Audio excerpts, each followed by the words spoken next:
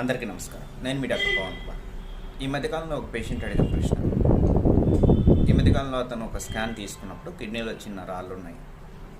వీటికి అతను అడిగిన ప్రశ్న ఏంటంటే, డాక్టర్ గారు, ఈ మధ్యకాలంలో మా స్నేహితులు ఇలానే బాధపడితే డైలీ పొద్దునే ఈతకళ్ళు కానీ తాటికలు కానీ తీసుకుంటే ఆ కిడ్నీలో రాళ్ళు పడిపోతాయి అన్నాడు. ఇది ఎంతవరకు కరెక్ట్ అని అడిగిన ప్రశ్న.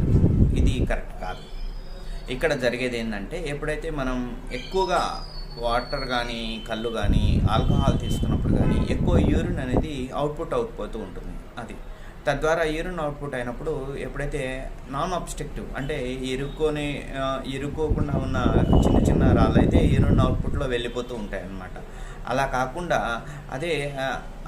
అదే స్టోన్స్ ఒక్కొక్కసారి మీరు ఎక్కువ ఇలా కళ్ళు కానీ ఎక్కువ ఆల్కహాల్ కానీ తీసుకున్నప్పుడు వచ్చి మూత్రనాళంలో అడ్డుపడతాయి. అప్పుడు కంపల్సరీ ఇమ్మీడియట్లీ సర్జరీకి దారితీస్తుంది. ఇలాంటి పొరపాటు ఎవరు చేయవద్దు. వీటి బదులుగా ఎక్కువ నీటిని తీసుకోవడం కానీ, ఎక్కువ టెండర్ కోకోనట్ వాటర్ అంటే కొబ్బరి నీటిని తీసుకోవడం కానీ, బార్లీ వాటర్ తీసుకోవడం కానీ చేయండి.